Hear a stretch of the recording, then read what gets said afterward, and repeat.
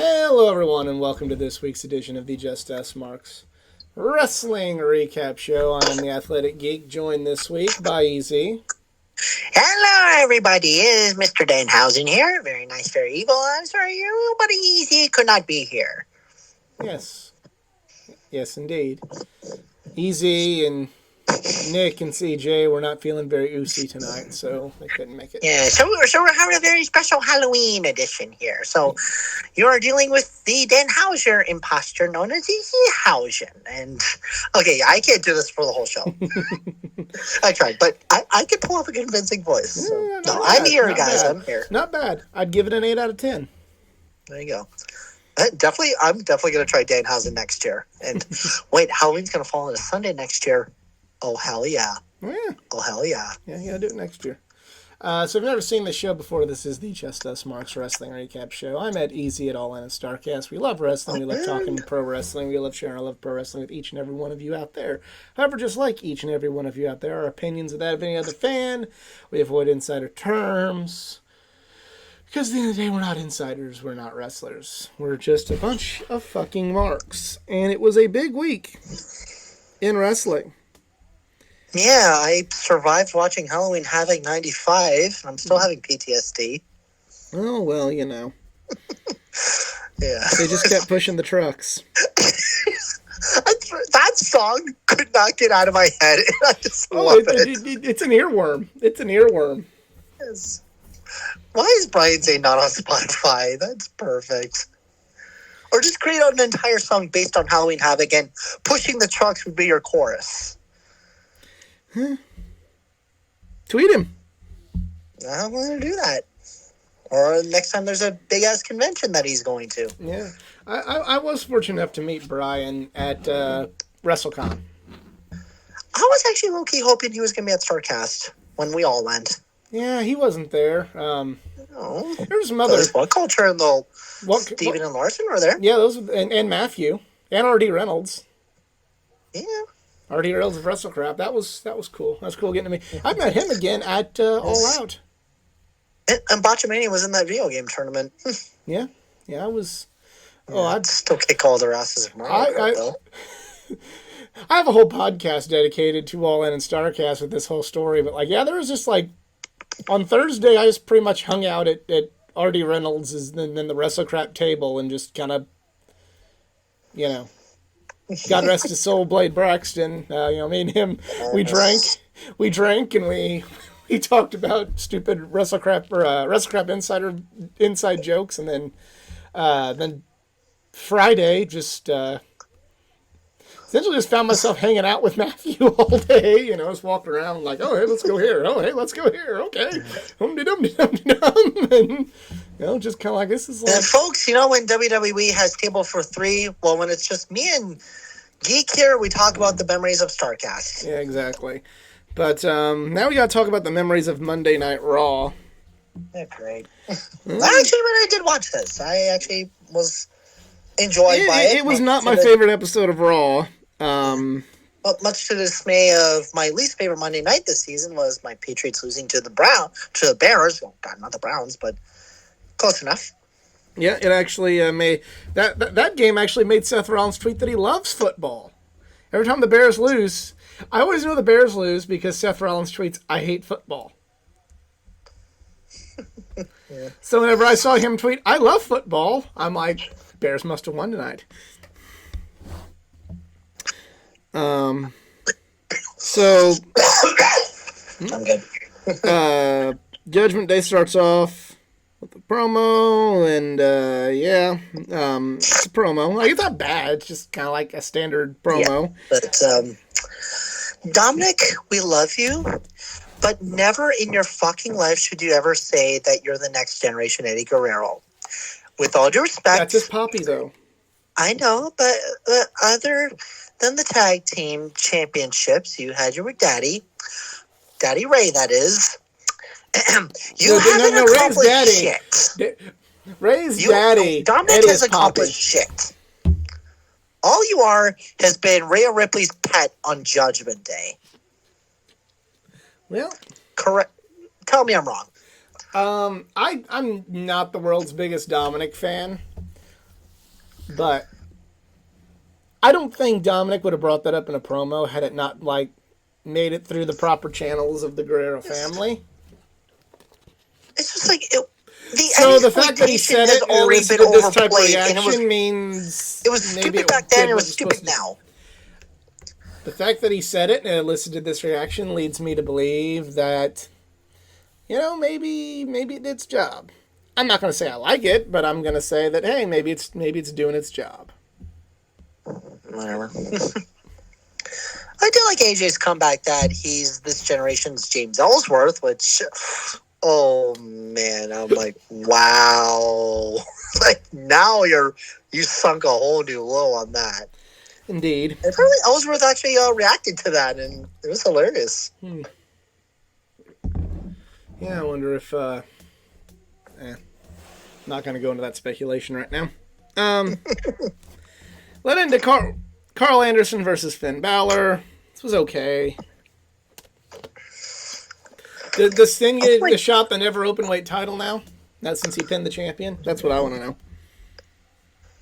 And also, like, when Carl Anderson was saying, like, you want a match with me, it's like, dude, are you, like, trying to make a promo, or are you reading your script for WWE 2K24? Well, like, that was so robotic and cringe. Yeah, that part wasn't great. So again, sorry, like for those who don't know, I like the storytelling of pro wrestling. I'm Vince Russo if he had a brain. We go to the next part, which is The Miz, and then Johnny Gargano.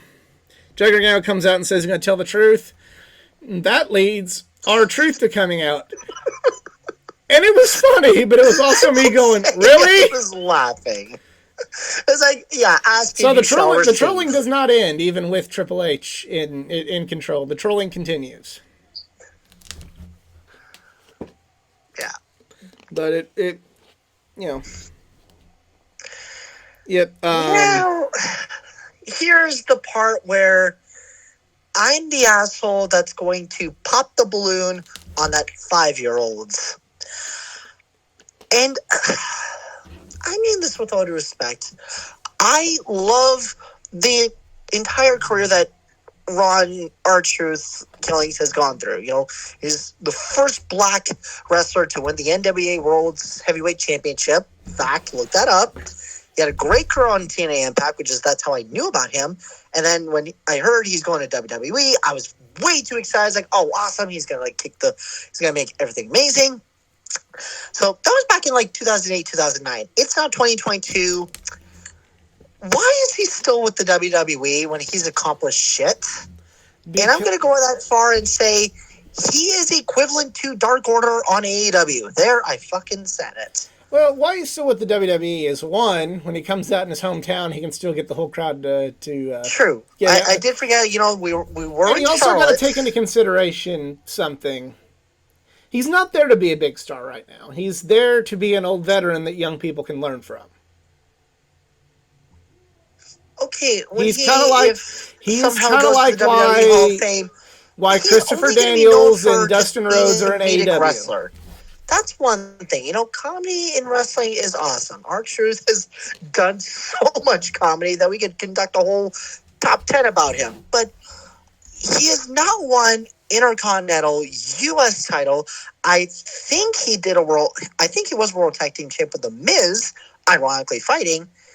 But when everyone was pushing for Kofi Kingston to get a world title run and we got it, why the fuck have we not done the same for R-Truth? His time's passed. Giving him the world title would have been like when they brought Jim Duggan back in the mid-2000s and giving him the world title. Jim Duggan was brought in to be a veteran that young guys could learn from.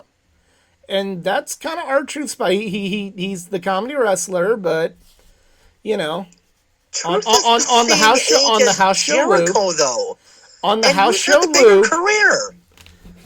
On a house show loop, you can put a young up-and-comer with R-Truth, and they can season themselves better for the WWE style. He is... Here's a football analogy. for you. He is the veteran backup quarterback that is more than likely not going to get into the game, but holds the clipboard, wears the headset, sends in the signals. That's You true. better not say Brian Hoyer. I'm gonna smack you. I'm thinking like more of the equivalent of like what like Mark Burnell was late in his career. You know, he'd bounce from team to team and he'd send in the signals and help with the coaching, and you know, lo and behold, he got a Super Bowl ring out of it. You know, Again, it just seems like he is that guy. It's time to And shine. wrestling promotions need that guy. I just kind of want the lifespan of the story is running on fumes with it being interesting, and I'm kind of like, they trolled. Damn it. it gets to a point where it's like, yeah, it was funny then, especially when Archer said he was doing, you know, his unfortunate announcement. It's like, oh, I'm declaring myself for the Royal Rumble, and someone's like, the Royal Rumble happened 2 months ago, or I'm like gonna cash in my money in the bank. It's like, you weren't even in the tournament. It's like, that was funny. But this was funny. I just kind of don't. Yeah. I'm kind of. I was entertained with the segment. I It's don't just want like- the story. The storyline needs to get its conclusion, and I really hope there's no. Oh yeah, speaking about the whole Dexter Lumis Miz thing, like that is getting so overplayed. It's like, oh my god, I'm like Monty Python in the Holy Grail. Get on with it. Yeah, Or here's my version. Get the fuck on with it. It's getting towards the end. I hope there's no trolling next week, because they've kind of promised what will happen. You know, the revelation of what happened and why Dexter is after the Miz next week, and that would be a good thing. Just say it. It's okay in known these days. We can talk about these things. Dexter Lumis touched you. It's okay to just talk about it. You know, it's okay. Just it's like South Park and Tom Cruise. Just come out of the closets. In this case, just admit that Dexter Lumis touched you. It's okay, and we'll get the right lawyers. We'll get the right people, and let's keep Paul Heyman away from this. We'll get the right people so that way you can recover. Yeah. Archer did beat the Miz, and then That was a shocking upset. I did not see that coming. Candice LeRae is going to do an interview backstage, but then Damage Control beats her up.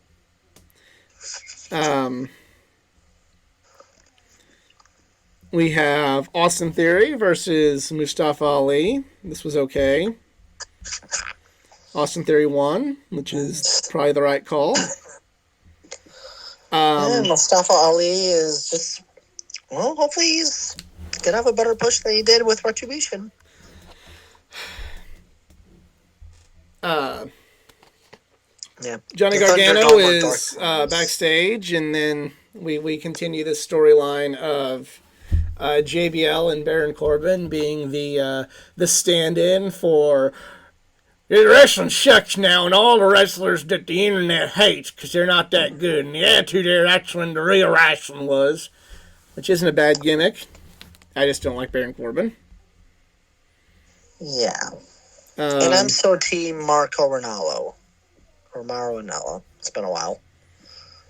Omos in a fucking handicap match, okay. But Sal Rinauro was in that match. NWA wrestler Sal Rinauro was in the squash match, so there you go. Elias and Chad Gable. I enjoyed this segment in this match because Chad Gable is a national treasure. And I'm just going to keep shush about it. Shush!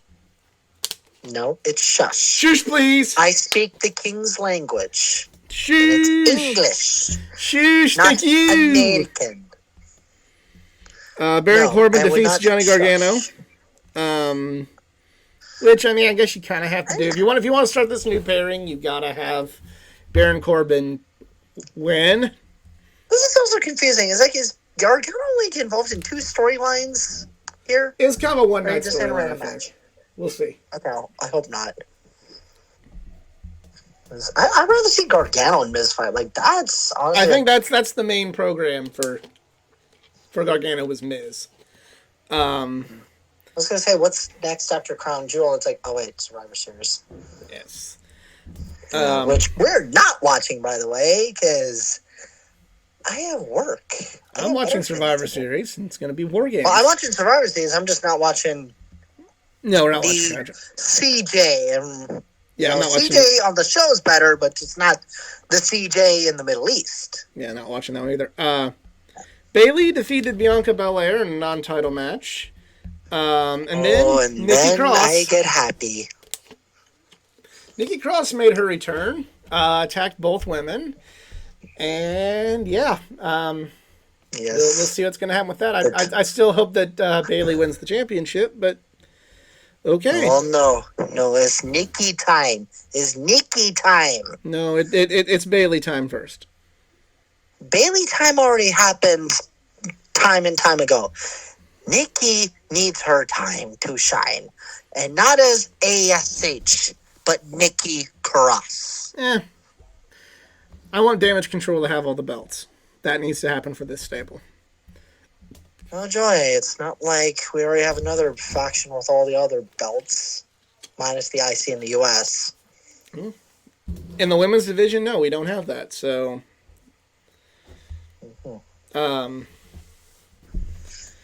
SmackDown starts off with Sami Zayn rallying the rest of the Usos and the Bloodline, saying we need to win this match for make sure the Tribal Chief is proud of us.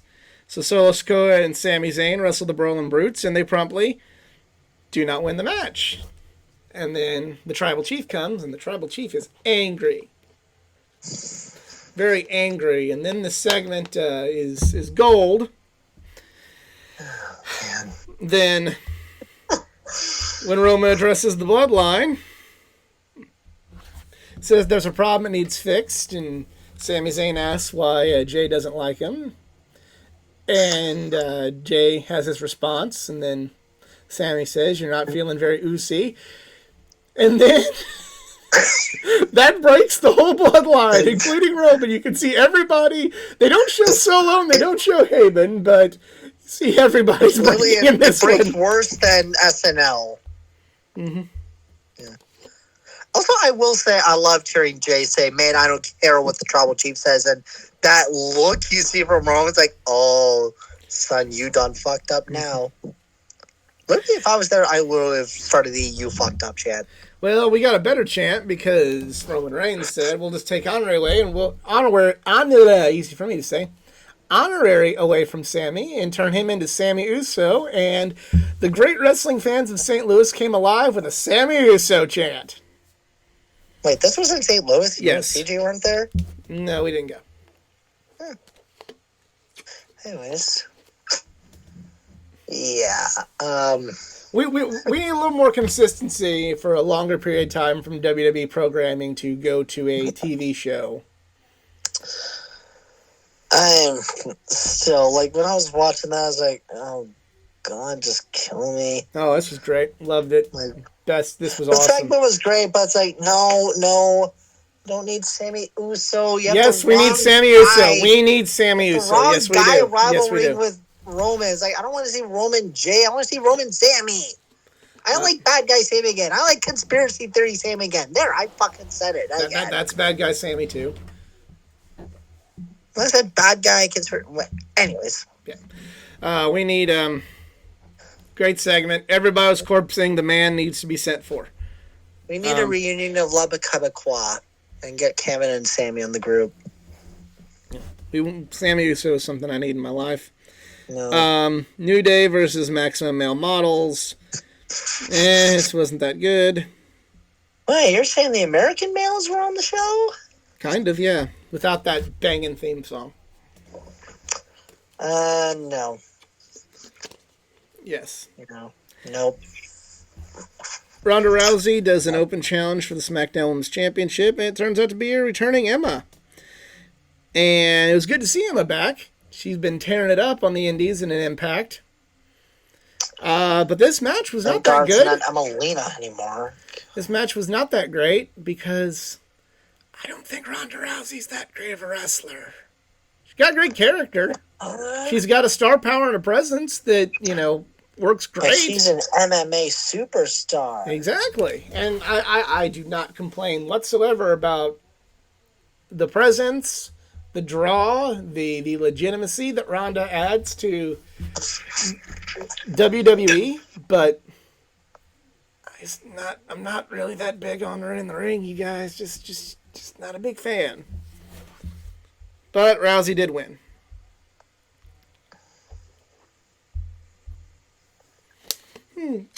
We now go to Legado del Fantasma is going to take on Hit Row with a mystery partner. Hero. It was not Swerve. It was Shinsuke Nakamura. This match was okay. No complaints. Karrion Kross beat the shit out of Madcap Moss, which needed to happen because Karrion needs a big win, especially going into the next big match with Drew McIntyre. And then Bray Wyatt comes out. And I'm really interested to see where this is going because I feel like they're kind of doing this, you know, when Bray is in the ring, we get like Bray the person, but then we see there's different people in Bray Wyatt that are kind of messing with him. And this is one of the people that seem to be in Bray's head that's messing with him. And I'm very intrigued to see what this storyline does and goes through and how this plays into everything. I'm intrigued too, but I'm also just getting a little lost. It's like, okay. And then also one of the weirdest names I've heard with Uncle Howdy or Powley, whatever. Oh, I like it. It kind of feels like a Rob Zombie horror movie. Yeah, so visually trying to look good, but storyline wise, it is horrible. I disagree 100%. And I love Rob Zombie for the music, but oh, I mean, like his horror movie. Oh, I thought you were talking about the storyline. No, like the. I'm not gonna say they're the best, but like, I like where they're going with. Like I kind of. It's intriguing, just like some of those. Like they're not always like home run horror movies, but I kind of like the feeling they have. So definitely interested to see where this storyline is going and how they pay off with Bray. I hope they don't drag it out too long like the Dexter Lumis thing, but definitely intrigued. Now it's time to light the fuse and bring the boom and talk about Dynamite. Dynamite starts off with Jericho and Garcia versus Claudio and Wheeler.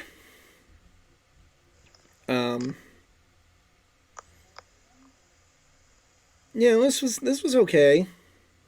Pretty good. no complaints. Backstage, have a confrontation with Yuta and Danielson, and then Claudio is playing Peacekeeper in the Blackpool Combat Club. Kind of like what the Rift and the BCC. I like this. Number one contenders match for the Tag Team Championship, the AEW Tag Team Championship. FTR versus Swerve in Our Glory. Swerve in Our Glory wins. And I was not really happy with that, but well, okay. Yeah, I feel like that. They're really.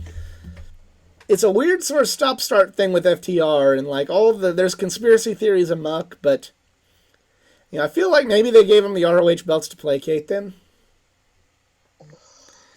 All right, TK. Here's a fantastic idea, but careful, it's a secret.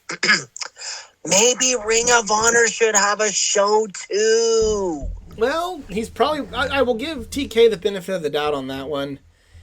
He might be trying to get them a show; they just haven't gotten one yet. Ring of Honor Rampage. Yeah, but I mean, sometimes you need the spill. You need that extra hour for your AEW bloated roster that don't have any TV time. Ring of Honor Rampage. I feel There like is the TV time for them. you need more finite division among the roster. You need another TV show for Ring of Honor. Now, maybe if they turned Dark into a Ring of Honor show, I'd be okay with that.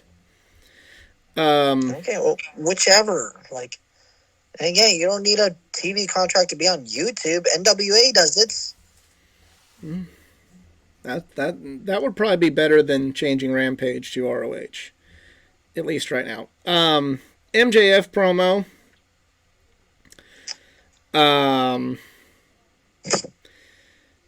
Pretty well full on good guy, it seems, for MJF.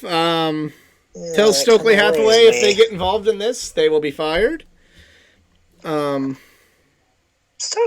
Hathaway, I can't get behind. Especially somebody like Dan Lambert and Don Callis. They look like they can portray the bad guy, like, manager perfectly. Stokely can. Just looks like he's a hustler you'd find on American Greed. That might be what they're going for. Next up, we have Bryan Danielson versus Sammy Guevara. This match was great. Everybody should watch it. Yeah. Bryan beat Sammy. Liked it. Liked this match a lot. Rio versus Jamie Hayter. Big win for Jamie Hayter. Renee Paquette interviewed Eddie Kingston and don't look happy. Just happy to be. I was so lost. Like, what's going on? And Renee, I think you should run because I don't like how Eddie looks at the camera. Yeah. I love Eddie Kingston. Main event. He's a national treasure. And we don't mean Nick Aldis. Main event. AEW Championship match. Pentagon versus Jon Moxley. This is a really good match. I really like the contrast. I thought it was a world title eliminator match. No, I thought it was a world title match, but Anyways. it was a world title match because they were, MJF in his interview said that if Moxley gets past Penta, he wants Jon Moxley at 100%. So to me, that kind of implied that it was a title match, and I'm fairly sure it was. Good match, great match. The Firm come out to beat up Jon Moxley. MJF comes out and fires the Firm and takes a chokeslam through the table for his troubles. Yeah, we've seen... And I'm like, what is going on? Oh, and actually also not beforehand, we're going to get Jon Moxley versus Lee Moriarty, so rest in peace to Moriarty's career. I'm still I know he took the beat down, but part of me still thinks that MJF is gonna do this whole I'm an honorable person, I'm doing the right thing, you guys, and then at Full Gear he's gonna do something and just be like, oh, fooled ya, I'm still MJF. He's gonna win with the Dynamite ring.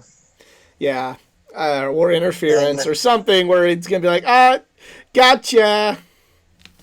I'm MJF. I'm the devil. It'll be an awesome ending if Regal just slaps MJF, and then MJF, be like, all right, you want the devil, and just start beating him senselessly. The first person to lay hands on Regal is that's gonna be huge. But yeah, damn good Dynamite. Hey, you want Nuclear Heat to start beating up William Regal. Yeah, pretty much. So yeah, Dynamite was, in my opinion, the best show of the week. We will talk Rampage because it had some stuff in it. Jon Moxley wrestled Daddy Magic Matt Menard. This was a good match. Keith Lee beat Serpentico, and then then Swerve Strickland apparently kidnapped Daddy Ass, and then acted like he was going to break Daddy Ass's fingers or cut his fingers off so he couldn't scissor. After Billy Gunn kind of like said like this is kind of stupid, like he pointed out the ridiculousness of it, and then like turned it on its head to where, oh, it's creepy now.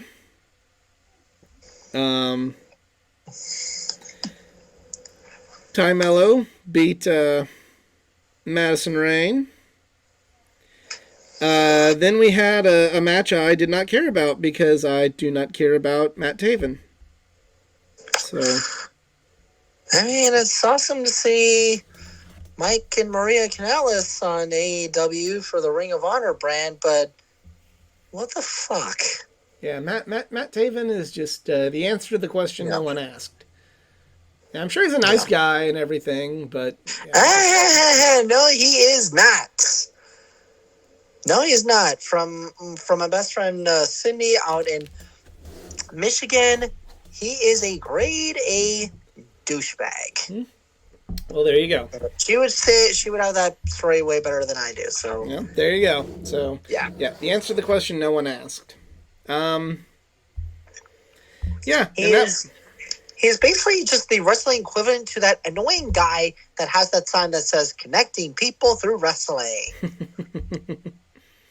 That is come the fuck at me. I don't think anyone's gonna question that. But yeah, I'm sure a lot of people will agree. This is like that was this week in wrestling. Like, it wasn't like nothing was bad. You know, Dynamite was really good. I, of all people, somehow my heart grew 3 sizes. I actually thought Raw was pretty cool. Yeah, and I'd say the Raw and SmackDown weren't bad. You know, you kind of had some stuff. Oh, and also the fact that Raw was in Charlotte, so they had Corey LaJoy Jr. there. Yeah. Which that was dope. Yeah, that's pretty I cool. didn't see that coming. Corey LaJoy, apparently when they were at the Charlotte Roval, he was the one that gave AJ a ride in an NASCAR, and AJ didn't handle it as well as Bianca Belair riding with Jeff Burton. Oh, God, I gotta see this footage. I do remember, when Raw had the really horrible guest general managers that they had Kyle Busch and Joey Logano, which was actually, I thought it was pretty cool. No, Kyle Although Busch is they were a former driving Nationwide Series cars for some damn reason. And Carl Edwards too. That's why I wasn't watching NASCAR very much. So I'm like, oh, okay, that guy, that's neat.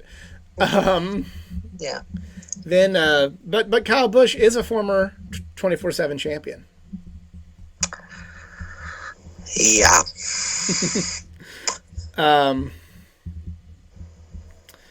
But yeah, like nothing was bad this week. You had some golden promos. You had like good wrestling. Just nothing was just like, huzzah! What an epic week of wrestling. It was just kind of like, everything very good. Very good week. Things are good. Things were satisfying. You weren't exactly, critically acclaimed, no pun intended, but you were still certified fresh. Yeah, pretty much. Yeah. And that is it. Not really not a lot to talk about other than, hey, it was a good, solid week of wrestling. It was a... DJ, this is what happens when you leave us. No, I mean, but they're... I know. It's kind of probably had the same feeling. It's just like, okay, that was good. Bloodline was good. Bray Wyatt was good. Raw was decent. Dynamite was really good. All that's going to go down the drain because next week's going to be Crown Jewel. Yay. Yeah, and then after that, Survivor Series. So we will see. Thank God. We're going to get War Games.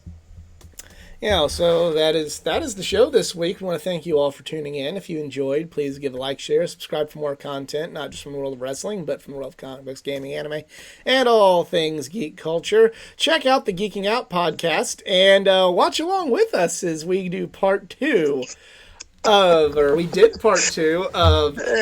Havoc 1995. If you're in for a real scare on Halloween, and follow me on my social media pages, facebook.com/athleticgeek89, Twitter @athletic_geek89, Instagram, Athletic Geek 89, and if you'd like to help improve the channel financially, I'm on Patreon, patreon.com/Athletic Geek 89. EZ, do you have social media? Yeah. Send us your human money. Human money, There, yes. Send the human money so Denhausen and the Athletic Geek can have a blimp. Or, or a better camera you can or follow something. me. You can follow me at the Twitterverse at ERIKZERINS. So Eric Zarnes and I don't just talk pro wrestling.